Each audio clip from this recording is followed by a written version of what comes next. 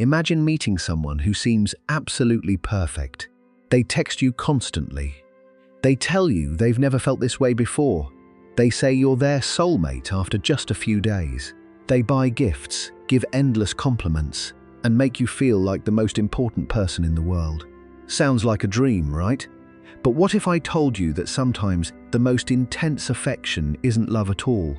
What if it's actually a psychological strategy designed to make you emotionally dependent before you even realize what's happening? And by the end of this video, you'll understand why one simple phrase can reveal whether you're experiencing genuine love or one of the most dangerous forms of emotional manipulation. What is love bombing really? Love bombing is a form of emotional manipulation where someone overwhelms another person with excessive attention, affection, praise, gifts, and promises. At first, it feels incredible. Who wouldn't want to be adored? The problem is that healthy relationships usually develop gradually. Trust takes time. Emotional intimacy takes time. Love bombers try to skip all of that. They create an artificial feeling of closeness at lightning speed. Think of it like building a skyscraper without laying a foundation. It might look impressive for a moment, but eventually, everything starts to crack. And that's where the dark psychology begins. Why love bombing feels so powerful. Here's something fascinating about human psychology. Our brains are wired to seek connection. When someone gives us constant validation, attention, and affection, our brain releases dopamine, oxytocin, and other feel-good chemicals.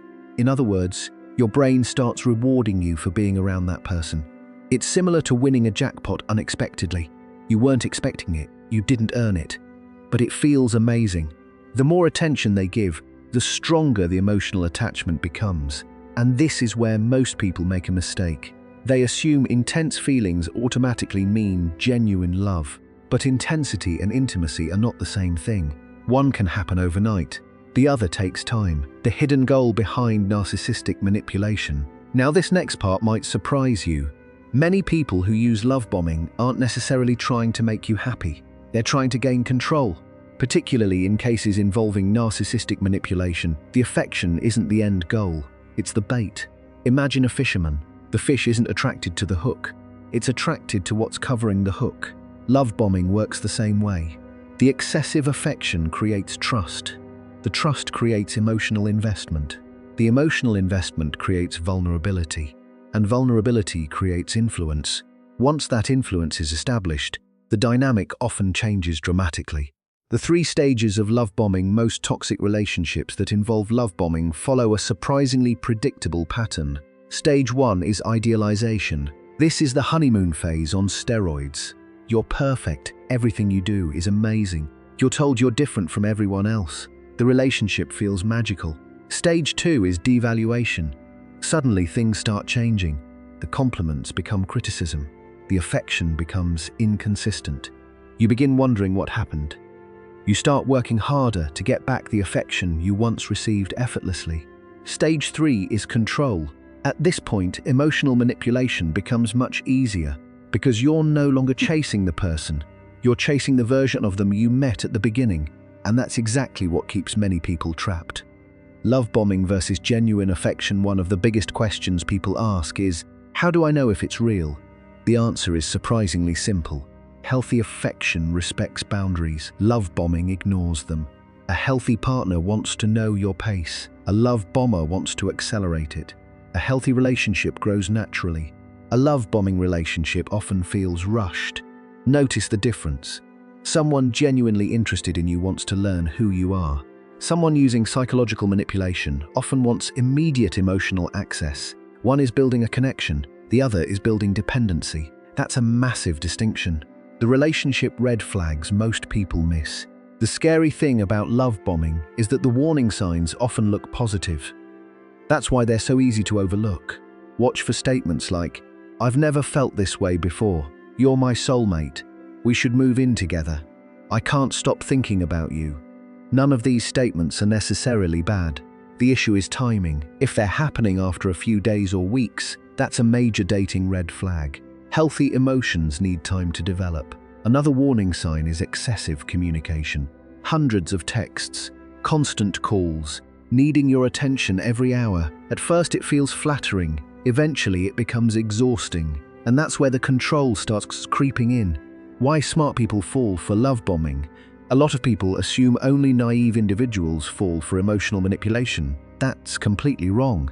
In fact, intelligent and emotionally aware people can be especially vulnerable. Why? Because love bombing targets human needs, not intelligence. Everyone wants connection. Everyone wants appreciation. Everyone wants to feel valued. The strategy works because it gives people exactly what they're already searching for. Think about it. If someone offered you water while you were dying of thirst, would you question their motives immediately? Probably not. And that's exactly why love bombing can be so effective. The psychology of emotional dependency. But here's where things get interesting. The real power of love bombing doesn't come from affection. It comes from inconsistency. Once the love bomber pulls back attention, your brain notices the difference. You start craving the emotional highs you experienced at the beginning. Psychologists call this intermittent reinforcement.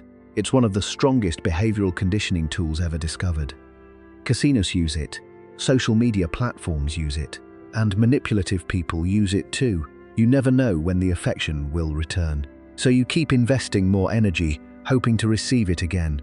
That's why leaving toxic relationships can feel so difficult. You're not only attached to the person, you're attached to the possibility of becoming loved that way again. How to protect yourself from love bombing? The best defense is surprisingly simple. Slow down. Healthy people respect patience. Manipulative people usually hate it. When someone pushes for instant commitment, instant trust, or instant emotional intimacy, pay attention. Ask yourself, what happens when I set boundaries? What happens when I say no? What happens when I take things slowly?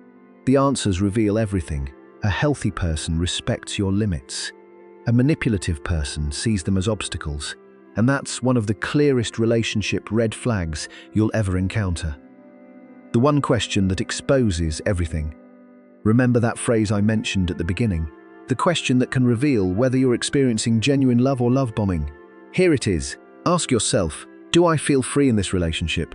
Not happy, not excited, not obsessed, free. Free to have boundaries, free to disagree, free to move at your own pace, free to be yourself. Real love expands your freedom. Love bombing eventually tries to limit it. And once you understand that difference, you start seeing patterns that were invisible before. The biggest takeaway is this. Love bombing doesn't feel dangerous because it arrives disguised as affection. That's exactly why understanding the psychology behind it is so important.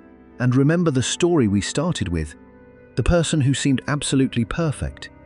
The answer was never how intensely they loved you. The answer was whether they respected your freedom while doing it. If this video helped you understand the dark psychology behind love bombing, make sure to like the video, subscribe, and check out the next one, where we break down the hidden signs of narcissistic manipulation most people miss until it's too late.